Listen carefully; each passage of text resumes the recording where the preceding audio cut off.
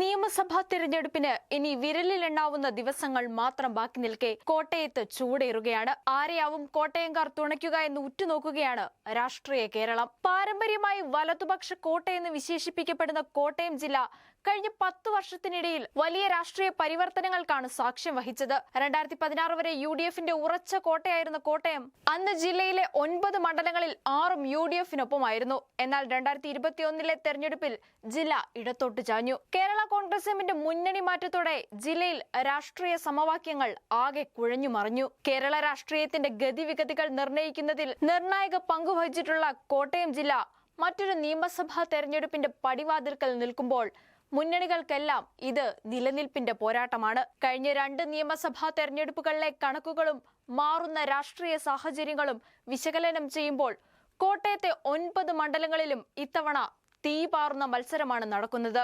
വികസന മുദ്രാവാക്യങ്ങളും റബ്ബർ വിലയും കാർഷിക വിലയിടിവും സഭാ തർക്കങ്ങളും ഒരുപോലെ അലയടിക്കുന്ന കോട്ടയത്തിന്റെ മണ്ണിൽ തെരഞ്ഞെടുപ്പ് ഫലം പ്രവചനാതീതമാണ്. 2016 വരെ UDFന്റെ കോട്ടയായിരുന്നു മധ്യകേരളം.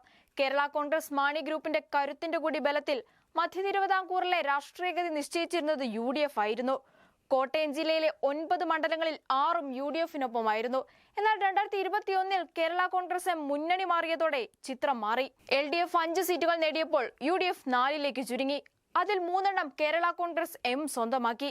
ജോസ് കെ മാണി പാലായിൽ പരാജയപ്പെട്ടത് മാത്രമായിരുന്നു കേരള കോൺഗ്രസ് എമ്മിനും ഇടതുമുന്നണിക്കുമേറ്റ തിരിച്ചടി. അതേസമയം NDA ആവട്ടെ പല മണ്ഡലങ്ങളിലും നിർണായക വോട്ട് വിഹിതം നേടിക്കൊണ്ട് സാന്നിധ്യം അറിയിച്ചു. ഏറ്റവും ഒടുവിൽ നടന്ന ലോക്സഭാ തെരഞ്ഞെടുപ്പിൽ UDF ജില്ലയിൽ വലിയ മുന്നേറ്റമാണ് നടത്തിയത്.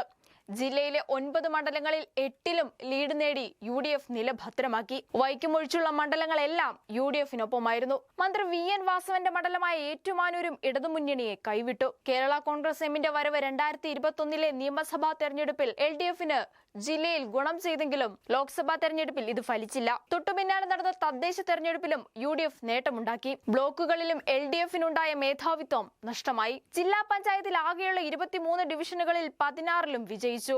ആകെയുള്ള 6 നഗരസഭകളിലും ഭരണം പിടിച്ചപ്പോൾ 71ൽ 43 ഗ്രാമപഞ്ചായത്തിലും ഭരണം നേടാൻ അവർക്ക് സാധിച്ചു. പാർലമെന്റ് തിരഞ്ഞെടുപ്പിന് തുടർച്ചയായി തദ്ദേശത്തിലും LDFന് തിരിച്ചടിയേറ്റു. ഗ്രാമപഞ്ചായത്തുകളിലും നഗരസഭകളിലും മുന്നണികൾക്ക് കിട്ടിയ വോട്ടുകളുടെ കണക്കിൽ ജില്ലയിൽ 6 മണ്ഡലങ്ങളിൽ UDFന് മുൻതൂക്കം. എക്കാലത്തും ഇടതിനോടൊപ്പം നിന്ന വൈക്കം നിയോജക മണ്ഡലത്തിൽ UDFന് മേൽക്കൈ ലഭിച്ചു. 3 മണ്ഡലങ്ങളിലാണ് LDFന് മേൽക്കൈ ഉള്ളത്. നിലവിൽ LDFന്റെ സിറ്റിംഗ് സീറ്റായ ഏറ്റുമാനൂർ, ചങ്ങനാശ്ശേരി മണ്ഡലങ്ങളിൽ UDF മുൻതൂക്കം നേടി. അതേസമയം പാല, വൈക്കം, കാഞ്ഞിരപ്പള്ളി മണ്ഡലങ്ങളിൽ LDFനാണ് നേരിയ ഭൂരിപക്ഷം. ഇത് നിയമസഭാ തെരഞ്ഞെടുപ്പിൽ UDFന് വലിയ ആത്മവിശ്വാസം നൽകുന്നുണ്ട്. തെരഞ്ഞെടുപ്പ് പ്രഖ്യാപനത്തിന് മുൻപ് ഉയർന്നു കേട്ട മുന്നണി മാറ്റ വാർത്തകൾ തള്ളിക്കൊണ്ട് കേരള കോൺഗ്രസിനെ ഇടതുപക്ഷത്തിന് തന്നെ ചേർത്തു നിർത്തിയ ജോസ് കെ മാണിക്കും പാർട്ടിക്കും ഇത് രാഷ്ട്രീയത്തിലെ കഠിന പരീക്ഷയാണ്. തീരുമാനം ശരിയെന്ന് തെളിയിക്കാൻ പാലായിൽ ജയം അനിവാര്യമാണ്. അതിനൊപ്പം പാർട്ടി മത്സരിക്കുന്ന മുഴുവൻ സീറ്റുകളും ജയിക്കണം.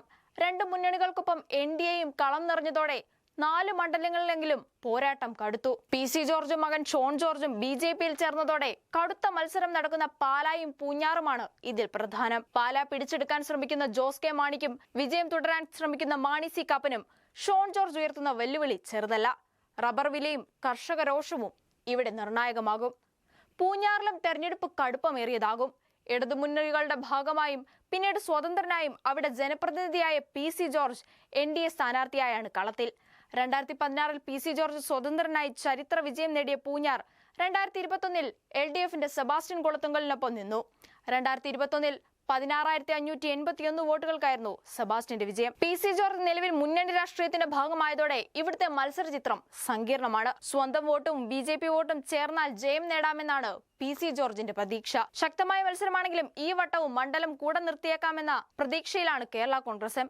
സ്ഥാനാർത്ഥി സെബാസ്റ്റ്യൻ കുളത്തുങ്കൽ PC ജോർജിനെതിരായ ന്യൂനപക്ഷ വികാരം LDFലേക്ക് മാത്രമായി കേന്ദ്രീകരിക്കപ്പെട്ടതാണ് കുളത്തുങ്കലിന്റെ വിജയം അനായാസമാക്കിയത്. ഇത്തവണ ആ വോട്ട് എങ്ങോട്ട് ചായുമോ അവർ ജയിക്കാൻ സാധ്യതയേറെയാണ്. ഭരണവിരുദ്ധ വികാരം വോട്ടാക്കി വിജയം നേടാമെന്ന് കോൺഗ്രസിന്റെ സെബാസ്റ്റ്യൻ MJയും പ്രതീക്ഷിക്കുന്നു. മതസൗഹാർദ്ദവും വികസനവുമാണ് പ്രധാന ചർച്ചകൾ. കാഞ്ഞിരപ്പള്ളിയിൽ ഡോക്ടർ N ജയരാജനെ വീഴ്ത്താൻ കേന്ദ്രമന്ത്രി ജോർജ് കുര്യനെ BJP രംഗത്തിറക്കിയതോടെയാണ് മണ്ഡലത്തിൽ മത്സരം ത്രികോണ പോരാട്ടത്തിലേക്ക് നീങ്ങിയത്. UDF ആകട്ടെ കോൺഗ്രസ് നേതാവ് റോണി കെ ബേബിയെ രംഗത്തിറക്കി. N ജയരാജ് 3 തവണയും വിജയിച്ച മണ്ഡലമാണ് കാഞ്ഞിരപ്പള്ളി.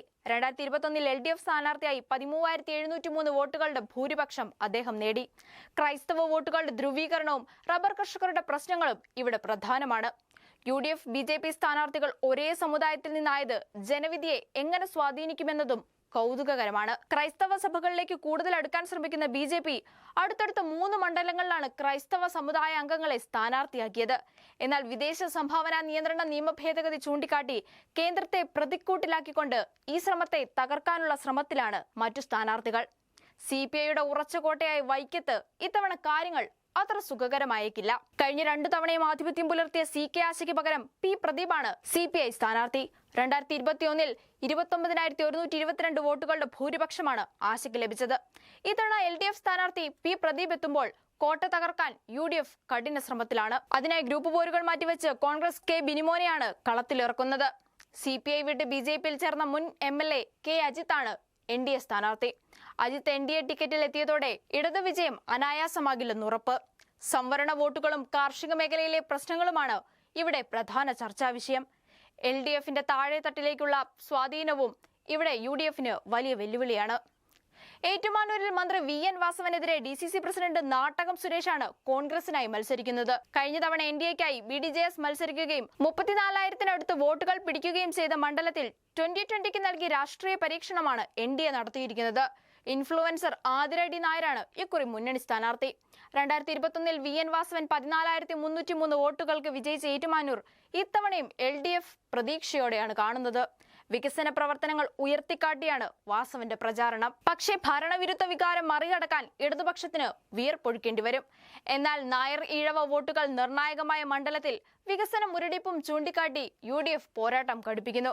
മണ്ഡലം തിരിച്ചുപിടിക്കാൻ ഉദ്ദേശിച്ചാണ് കേരള കോൺഗ്രസ് ജോസഫ് ഗ്രൂപ്പിന്റെ കൈവശം വരുന്ന സീറ്റ് കോൺഗ്രസ് ഏറ്റെടുത്തതും. UDFന്റെ ഏറ്റവും സുരക്ഷിതമായ മണ്ഡലങ്ങളിലൊന്നായി കരുതുന്ന കടുത്തുരുത്തിയിലും ഇത്തവണ മത്സരം കടുത്തേക്കും. 2016 42,256 വോട്ടുകളുടെ കൂറ്റൻ ഭൂരിപക്ഷത്തിന് ജയിച്ച മോൻസ് ജോസഫിന് 2021 ഭൂരിപക്ഷം 4,256 കുറഞ്ഞത് ആശങ്കയുണ്ടാക്കിയിരുന്നു. UDFന്റെ വിശ്വസ്തനായ മോൻസ് ജോസഫ് നേരിടുന്ന ഏറ്റവും വലിയ വെല്ലുവിളിയാണിത്. LDFനായി കേരള കോൺഗ്രസ് M ശക്തമായ വെല്ലുവിളിയാണ് ഇവിടെ ഉയർത്തുന്നത്. മോൻസിനെ നേരിടാൻ നിർമ്മല ജിമ്മിയെയാണ് അവർ കളത്തിലിറക്കിയിരിക്കുന്നത്. കേരള കോൺഗ്രസ് വോട്ടുകൾ ഭിന്നിക്കുന്നത് മോൻസിന് ഭീഷണിയാണ്. അരനൂറ്റാണ്ടിന് ശേഷം ഉമ്മൻചാണ്ടി ഇല്ലാതെ പുതുപ്പള്ളി മണ്ഡലം നേരിടുന്ന ആദ്യ പൊതുതെരഞ്ഞെടുപ്പാണിത്. ഉമ്മൻചാണ്ടിയുടെ വിയോഗത്തിന് ശേഷം നടന്ന ഉപതെരഞ്ഞെടുപ്പിൽ മകൻ ചാണ്ടി ഉമ്മൻ നേടിയ വൻ വിജയം UDFന് വലിയ ആത്മവിശ്വാസം നൽകുന്നു. ഉപതെരഞ്ഞെടുപ്പിൽ ചാണ്ടി ഉമ്മൻ 37,719 വോട്ടുകളുടെ റെക്കോർഡ് ഭൂരിപക്ഷം നേടിയിരുന്നു. CPMന്റെ മുതിർന്ന നേതാവ് KM രാധാകൃഷ്ണനെയാണ് മണ്ഡലം പിടിക്കാൻ ഇടതുപക്ഷം ഇറക്കിയിരിക്കുന്നത്. തേരോട്ടത്തിന് തടയിടാൻ ഇടതു രാഷ്ട്രീയത്തിലെ പരിചയസമ്പന്നനായ KM രാധാകൃഷ്ണന് കഴിയുമെന്നാണ് പാർട്ടിയുടെ വിശ്വാസം. ഇരുവരെയും നേരിടാൻ BJPയിലെ രവീന്ദ്രനാഥ് വാകത്താനത്തെയാണ് NDA രംഗത്തിറക്കിയിരിക്കുന്നത്. ഭൂരിപക്ഷം കുറഞ്ഞാലും വിജയം ഉറപ്പെന്നാണ് UDF ക്യാമ്പിന്റെ പ്രതീക്ഷ. സംഘടനാ രംഗത്ത് മികവ് തെളിയിച്ച് ബ്ലോക്ക് ജില്ലാ പഞ്ചായത്തുകളിലേക്ക് മത്സരിച്ച് പാരമ്പര്യവുമായാണ് രവീന്ദ്രനാഥ് ഗോദയിലെത്തുന്നത്. തിരുവഞ്ചൂർ രാധാകൃഷ്ണന്റെ വ്യക്തിപ്രഭാവമാണ് കോട്ടയത്ത് UDFന്റെ കരുത്ത്. തിരുവഞ്ചൂർ എന്ന ജനകീയ നേതാവിന്റെ കരുത്തിലാണ് കോട്ടയം മണ്ഡലം UDFനൊപ്പം നിൽക്കുന്നത്. 2016 UDFന് വേണ്ടി തിരുവഞ്ചൂർ രാധാകൃഷ്ണൻ 33,632 വോട്ടുകളുടെ ഭീമമായ ഭൂരിപക്ഷത്തിലാണ് വിജയിച്ചത്. നഗരവികസനവും ഉമ്മൻചാണ്ടി സർക്കാരിന്റെ പ്രതിച്ഛായയും അന്ന് തിരുവഞ്ചൂരിന് തുണയായി. 2021 CPM ജില്ലാ സെക്രട്ടറി കൂടിയായ K അനിൽകുമാറിനെ LDF കളത്തിലിറക്കി. തിരുവഞ്ചൂർ വിജയിച്ചെങ്കിലും ഭൂരിപക്ഷം 11,743 കുറഞ്ഞു. CPMന്റെ K അനിൽകുമാർ വീണ്ടും മത്സരരംഗത്തേക്ക് ഇറങ്ങുന്നതോടെ കോട്ടയത്ത് പോരാട്ടം ശക്തമായി. ഏറ്റവും ഒടുവിൽ നടന്ന ലോക്സഭാ തെരഞ്ഞെടുപ്പിൽ UDFന്റെ സ്ഥാനാർത്ഥിക്ക് മണ്ഡലത്തിൽ വ്യക്തമായ ലീഡ് ലഭിച്ചിരുന്നു. എന്നാൽ നഗരവികസനവും BJPയുടെ സ്വാധീനവും നിയമസഭാ തെരഞ്ഞെടുപ്പിൽ പ്രതിഫലിക്കും. കേരള കോൺഗ്രസുകളുടെ നേർക്കുനേർ പോര് നടക്കുന്ന മണ്ഡലമാണ് ചങ്ങനാശ്ശേരി. കേരള കോൺഗ്രസ് രാഷ്ട്രീയത്തിന്റെ സ്ഥിരാകേന്ദ്രം. ദീർഘകാലം ജനപ്രതിനിധിയായിരുന്ന CF തോമസ് എന്ന അതികായന്റെ വിയോഗം മണ്ഡലത്തിലെ രാഷ്ട്രീയ സമവാക്യങ്ങളെ അടിമുടി മാറ്റി. 2016 UDF സ്ഥാനാർത്ഥിയായി മത്സരിച്ച CF തോമസ് 1,849 വോട്ടുകൾക്ക് ഇടതു സ്വതന്ത്രൻ ഡോക്ടർ KC ജോസഫിനെ പരാജയപ്പെടുത്തി. 2021 CF തോമസിന്റെ വിയോഗശേഷം LDF-ലെത്തിയ ജോസ് കെ മാണി വിഭാഗത്തിലെ അഡ്വക്കേറ്റ് ജോബ് മൈക്കിൾ 6509 വോട്ടുകൾക്ക് UDF-ന്റെ VJ ലാലിയെ പരാജയപ്പെടുത്തി മണ്ഡലം ചുവപ്പിച്ചു.